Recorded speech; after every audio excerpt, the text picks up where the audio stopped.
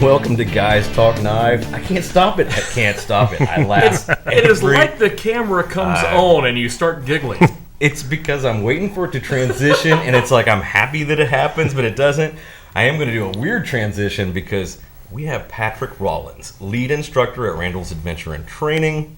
Also, big-time ESEE guy. I think he is responsible for the PR4 Camp-Lore knife. Awesome. We have him in studio today, so we get to ask him anything we want to ask. Glad to be here. Awesome. So I have the first question that I want to ask you is going to be off the wall. Everybody wants to know this, and actually we talked about this before, right? Sure. So, bare-knuckle brawl, you or James Gibson? Oh, James would take me hands down. That was such a quick answer. Yeah. We wanted more discussion or something, but no. He has wisdom and treachery on his side. So that needs to be on the t-shirt. Wisdom and treachery from ESEE. Hands down. Awesome. So tell us about what you do at ESEE. Lead instructor for Randall's Adventure and Training. Teach a lot of the classes myself. Handle all the coordinating with other instructors. Keeping up with emails, rosters, contacting students, a lot of the logistics side, and then that's basically it. So what's your favorite thing to teach? I love the survival stuff. Jeff's passion is ropes and rope rescue. Mm-hmm. I teach the land navigation. I like it just fine. But when it comes to the survival, the knife skills, the fire making, shelter making, all that's what I love doing. Nice. And your background is you were a sheriff, right? Yeah, I worked in law enforcement for total about 19 years. Mm-hmm. Saw where Jeff was putting on a class in around 2009 in Fort Payne, 5-day woodland operations class, which made it sound like law enforcement. Right. Put in for it, got to go, got to attend it. We did basic survival, basic rappelling, land navigation, basic human tracking, and man, I had a blast. Just finding somewhere where you could take those skills, it was just blown away. And then he asked me to start coming back and helping out part-time. So I would take time off from the sheriff's office and come help teach classes in Fort Payne and eventually down in the Amazon with him. Nice. And then towards the end of 2012, he asked me to come on full-time, as a lead instructor, and I jumped at the chance. Right. That's awesome. So basic human tracking. Are you tracking basic humans or is it basic tracking? I told him I took several classes while I was at the sheriff's office, 5-day combat tracking, tactical tracking classes, but we never had a tracking team. Right. So I got to take the classes but never got to put it into practice. And when I came on board full time, he had asked me about teaching a tracking class, and I told him that the only thing I would feel comfortable teaching is a 1-day basic introduction class. Right. So they're getting, a short PowerPoint. They're getting to do some observation exercises, the sand pit exercises, seeing what tracks look like in a perfect medium. Right. And then we go, get out into the woods and actually lay a track for them and then follow it up with them, pointing out stuff they're missing and gradually make it harder and harder and harder. Nice. So by the end of the day, they're seeing stuff that they didn't see initially and just opening their eyes more. So that's so awesome. Yeah, no, that's fun. It's really cool. Blast, It was a lot of fun. What is that show? This Man Tracker? Do you remember that show? Yeah, that was I think up in Canada. I had a friend who actually was on that show, and they caught him at the last second. It was crazy. But no, that seems like a blast. Here's the thing: I'm an indoor cat. I don't like the outdoors. I just don't get to do it because I'm tied to this thing and tied to the computer. If I wanted to learn something from ESEE Randall Adventure and Training, what should I go do? We teach a basic, introduction to survival class. 1-day class, low stress, laid back, just learning skills. You get our full survival PowerPoint teaching the basics, priorities, and stuff like that. And then we go out into the woods and build shelters. And then we, teach knife safety, knife skills, fire making. And then people always want to learn some basic traps and snares and stuff like that, so we cover that too. Class by class, what the topics we cover may change, may vary, depending on what the students are wanting to learn or wanting to work on. But it's just a good introductory class to basically get your hands dirty. Right. So I get lost in the woods. What's the first thing I need to do? The first thing you would need to do is fight that initial panic. Have you ever been lost in the woods? I have gotten turned around once a long time ago when I used to run help with a youth group. Right, we took a hike that went along the Appalachian Trail up near Wesley Woods, and luckily we had the guy who was leading our hike. He looks at the map and he goes, "Somehow we've gotten on a different part of this trail we should have been on." He was smart enough to realize the sun was going down, and he said, "We've got to go back. We've got to get back to the camp before the sun goes down because we have nothing that we can do." So he was good enough to read the map, and we escorted like 10 to 12 kids on a beeline right back towards the camp. So that's about as most lost as I've been, but it was a little stressful at that point. When you first realize it, you got initial panic. Right. Everybody does. I've been lost in the woods, and that's one of the things I ask in the class. Have you ever gotten lost? And you may see a few hands tentatively come up. It's embarrassing. Yeah. It happens, and the more you're out there, the greater the chance that it could happen. And so initially, just fight that panic. There's an acronym STOP, S-T-O-P. The S is for stop what you're doing, sit down. The T is for think. Think about the last place where you knew exactly where you were, how long has it been, which direction were you going. That's yours for us, right? Yes. Yeah, the O is observe. Observe all your surroundings, and the P is come up with a plan. Before you do anything, just come up with a plan. One of the things they need to think about is, like you said, how long till the sun goes down. The tendency you may see is people scrambling, like maybe if I get up on this ridge, I'll know where I'm at. Right. And so they expend all this time and energy getting up there and still lost. Well, okay, maybe if I go over here, still lost. Meanwhile, the sun's going down. Bad weather could be moving in. Right. So you need to make that decision early enough. I might be out here all night. Right. And start taking a few steps. If you don't have anything with you, build you a little, shelter. Start gathering wood if you're going to need a fire. That kind of thing. So what's the bare necessity? If I'm going out on a day hike and I have the potential to get lost, and we have the potential to get lost anytime we go out in the woods, what's the bare necessities that I need to take with me on a day hike? The bare minimum, and I tell anybody going out into the wilderness, seen it in a lot of the old books. Dave Canterbury refers to it as the 5 C's. So I'm going to give him credit for calling it that. You got to have a cutting tool. All this stuff you can make in nature, but it requires a very high level of skill, and it takes a long time. So carry a cutting tool, preferably 2, a fixed blade and a folding knife. Okay.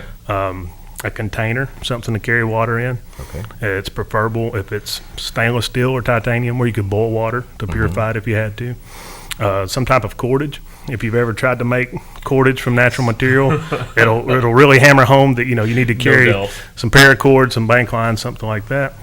Some type of cover. Something you could throw up to get you out of the rain. Right. It could be like a small, lightweight, ultralight backpacking tarp. Yep. It could even be a poncho, right? Poncho. So, so I put a rain poncho in the contractor-sized trash bag, rolled up real small. Carry 2 of them. They don't take up much room.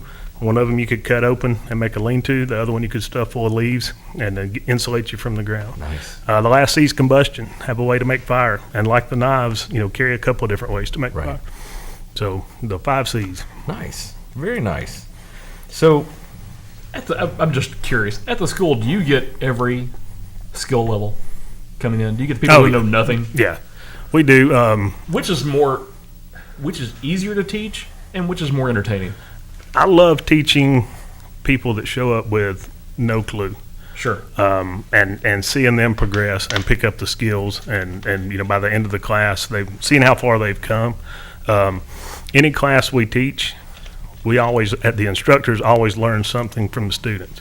Every class I've ever taught, I picked something up. And it all comes down to looking at it through a different set of eyes. I could teach something one way, and a student may say, well, what about, could I do it like this? And it gets, that's actually better. That's a better way of doing it. And so learning from them, each class is what keeps it exciting and makes it fun. Nice. But we get students from, anything from, a school teacher to military, to federal law enforcement, to the guy working in IT, just all walks of life. Nice. Did you get your question answered? I did, yeah. I think it was all, You nice. Forgot your question, didn't you? No, I was on it, and then I saw this winding down to where it is. The one thing that I would ask is it harder sometimes when you have somebody who thinks they know what they're doing. We do see that from time to time, where they come in and it's, this is how I've always done it, or this is what they taught in the military, or something like that. And once they see, they might come in and seem like a little standoffish, thinking I know how this needs to be done. But once they see how we present it and how we teach it, and they see what works better, they usually come around. Right. So you're saved by the telltale beep there. We're actually going to go to a commercial. We want to remind you that Guys Talk Knives is brought to you by Smoky Mountain Knife Works, smkw.com. We have 15,000 products online all the time, ready to buy, including almost the entire ESEE line, which is really, really nice.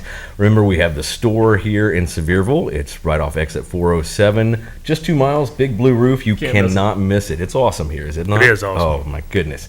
He didn't have today till we had a whole studio here. I'm pretty sure of it. So we're going to come back with Patrick Rollins. We're going to talk some more about some things that he brought to show us, but we'll be right back with more Guys Talk Knives.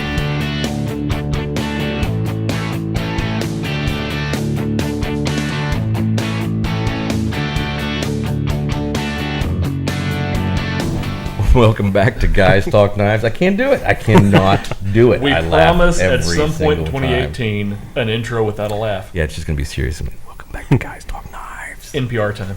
NPR time. We are here still with Patrick Rollins.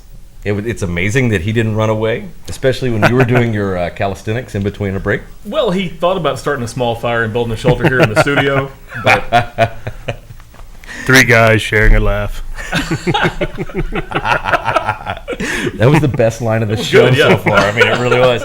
So you brought some stuff to show us. I did. Let's take them one at a time, and let's start with the one that's already out. We've got the the PR4 there. Yeah. Do it. Do it. How do I need to hold this? Here, let Jason hold it. He can show it, and you can talk about it. I'll mess it He'll up. point. no, I'll be good to it. Okay, a couple years ago, Jeff and Mike, the owners of ESEE Knives, Okay. asked me to design a general-purpose woods knife. I told them I wasn't a knife designer, Okay. and they said, well, just something that you would want to carry in the woods, and we want to get your take on it. I've always been a big fan of the Kephart design, designed by Horace Kephart many, many years ago. Simple, straightforward. There's not really anything there that doesn't need to be, and it just, great for general-purpose knife task. I always like the thickness of a 3, 1/8, an ESEE 3. I like the blade length of a ESEE 4. So decided to go with a 4-inch blade, 1/8 thick. It's 1095 carbon steel. 1095 high carbon steel, 90-degree spine, so for striking a ferro rod or scraping tinder. And those are some gorgeous handles there. What's that? When I initially designed it, me not being very talented or artistic or creative, just had it with flat scales. Jeff told me once I drew it, very poorly drew it up, and they said, why don't you get James to make one for you, make a, Nice. so you can see if you like it. Right. And so I got with James Gibson, the designer of the JG3, the Right. Gibson Axe, the Pinch, just a wonderful, wonderful craftsman. And on the prototype that he made, he did it with the textured scales like that. Okay. And all of us fell in love with it. Initially, I didn't know how that would work out on a production version because James, does them each, by hand. And we showed Sean Rowan, and he liked it, and he said, yeah, that's no problem. Nice. That's awesome. So with it being, it has the black oxide finish too, right? Of course, this is is this your version, yours right here? Your actual one? That's one of one of the production ones that I've been using teaching classes and stuff. That's why it's all marked up. Nice. Nice. And so if I have this knife, how do I take care of it? If you get it wet, just wipe it off. Nice. The main thing I like to stress is just use it. It's not going to get a lot of rust built up if you use it, as much as you can. The edge, don't, keep it out of the dirt. Keep it keep it away from anything that's possibly harder than the steel itself. So don't be batoning it down into the ground or anything like that. Anytime you use it, just touch it up, strop it, and it'll stay sharp. The key is just not letting it get dull to begin with. So were you scared when they put this out with your name on it?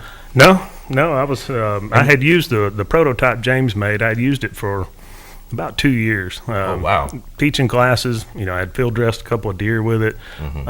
Used it, traps, shelters, all kinds of stuff. Never had any problems. And when we first posted pictures up of it, people were complaining about how thin the scales were and how the rough texture would just tear your hand up and stuff. Right. And I never had any problems with it. So when I started seeing that comments online, I got a little worried, but I just chose not to look at them anymore. Just ignore it. Right. And then we released it, and it's doing great. So. Oh yeah, I mean we hear great things about it all the time, and I'm sure you hear even more. I mean it is a really really nice camp knife. And it's Kephart. Yeah. So being here in the Smokies, Kephart, for anybody out there who's wondering, Kephart not only established most of the boundaries of the national park here in the Smokies, but there's a lot of trails named after him, shelters named after him, and he's the person who came here that actually helped get this turned into a national park. Oh yeah, and just his book, Camping and Woodcraft, fountain of information, even today, that even applies, today as much as it did then. So Shane said that I can come down and take a class. I have a question though. I have a permanent crow walker, one of those nice big fancy boots on my foot because my ankle doesn't bend. Am I going to be limited? Is it going to be something I can still do? Certain classes you would be more than welcome to still come take. The Introduction to Survival, basically a little bit of classroom and then sitting around working skills. The 3-day advanced bushcraft class, same thing. It's basically just sitting around a fire, working the skills, and learning the different tips and techniques and stuff. Like the field survival, land navigation, the ropes, all those are a lot more physically active classes, and I wouldn't do those. So do you actually have people who are in wheelchairs come and do? I've had emails from people asking about what classes they could take, and I tell them, just which ones that we could accommodate and which ones they should probably stay away from. That's fantastic. That's great, yeah. No, that's fantastic. So what else did you bring for us? All right. Also, we have a prototype. You can just leave it right there and talk about it, and they're going to hit it. James Jason will Gibson's hold it a second. carving axe. Shane and I last year were going to be going up to the Rollins shop to shoot some video, and James had contacted Jeff and got with Sean and was wanting some cutouts done of an axe he had designed. Right. And basically, carving axe. And so we got with Sean and had him cut some out of different thicknesses of steel. James made the prototypes out of it. Jeff and Mike saw it and said we need to do a production of that. It is a carving axe. So what's the difference? What is a carving axe versus another kind of axe? Depending on what you're going to be using it for, you could chop kindling with that. You could split wood, small pieces of wood and stuff like that. But it's the initial intent was roughing out spoon blanks. James does phenomenal wood carvings. I've seen, and it's amazing. And just an absolute artist when it comes to that. And so it's basically a tool. We were at SHOT Show and had a prototype sitting on the booth, and we kept having guys pick it up, and they're like going through their their tactical motions. Yeah, their axe fighting forms and stuff, and it about drove me crazy. Like, no, it's right. But I mean, you could use it for whatever you could use a small axe for, really. Sure.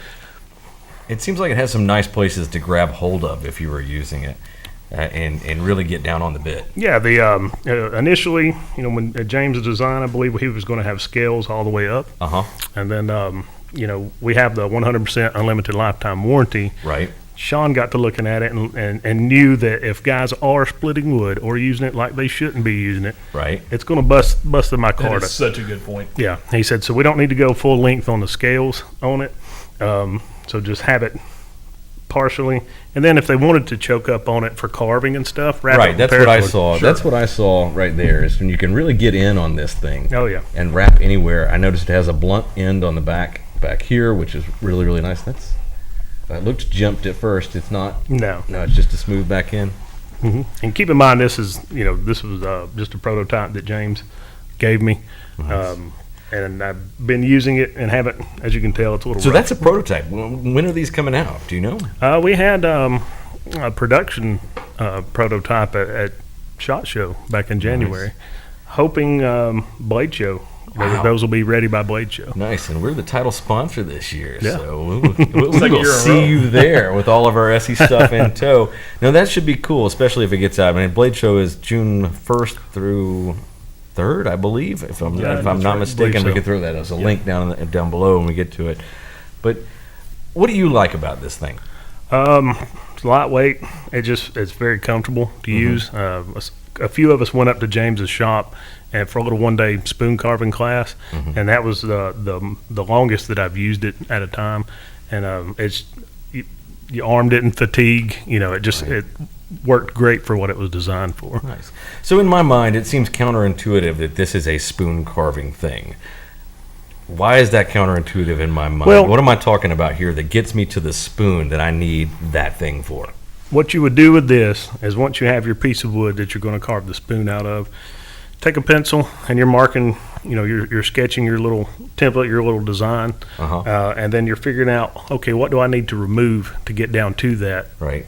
To where I could start using a small carving knife. I see. So I'm not having to whittle the entire block of wood. Now I'm taking out bigger chunks. I have watched James almost complete a spoon using just the axe. Wow. And that's just that high level of talent. That needs to be videoed. Yeah. That'd be awesome. Yeah. No, that's amazing. So removing all the excess material to get it down closer to your line to where you could start using your smaller carving knife or whatever. Nice. And so then you come in, once you've roughed it out, once you've got your pieces, you could come in with something like a Camp-Lore and finish it out. Yeah. Or even if you had a folding knife in your pocket. Yeah, anything. Nice. I love it. Yeah, I think it's going to sell really well for you guys. A lot of people are excited about it. Once again, James, being the artist that he is, done the really nice scales on it. We loved it that micarta ends up patining. It becomes its own thing. Yeah. So the more you use it, the more it becomes you. The more look. I mean, like how long have you been using this PR4? That particular one, maybe since January. That was a horrible noise. But let's just show the difference. So that's fresh out of the box that Yeah. you're going to whip out right there. If you don't cut your fingers off. I might. Be all right. Keep the camera rolling. Yeah. So there's the difference between fresh out of the box and one that's been used a lot. Make sure you bang the table a couple I was times. doing it too. And we love seeing the knives get used. Yeah. Right. I have no problems with someone being a collector, Oh yeah, absolutely. but would much rather see it get used, not abused, but used, and see it gets character of its own. Nice. Yeah. So if somebody wants to attend the classes and attend the things for Randall's adventure and training, where do you go? Go to randallsadventure.com. Okay. You'll We'll see. throw a link to that. Okay, you'll see all the different classes we offer and the dates if we have it scheduled for this year. And you'll see a description, what to bring, what to expect, and there's usually pictures from past classes, so you can kind of look through and get an idea of what all you'll be doing in that class. Nice. How many do you guys do a year? I would have to sit down and count. I'd say at least 15, 16 classes a year. That's awesome. Yeah. Patrick, it's always great to talk to you. I'm glad when you come up to Smoky Mountain Knife Works. Great Thanks to for be joining here. us on Guys Talk Knives. We don't like Jason very much. Keep him here on the side. So remember, guys Talk Knives. It's going to be available usually once a week. We're trying to go more than that at this point, but once a week right now. Make sure you subscribe to the Smoky Mountain Knife Works YouTube channel. Check out the links. We'll put links to that PR4 and some other ESEE sections and all the stuff we carry on the site. We are again sponsored by Smoky Mountain Knife Works, smkw.com. If it cuts, we carry it. Thanks for watching. We'll catch you next time on Guys Talk Knives.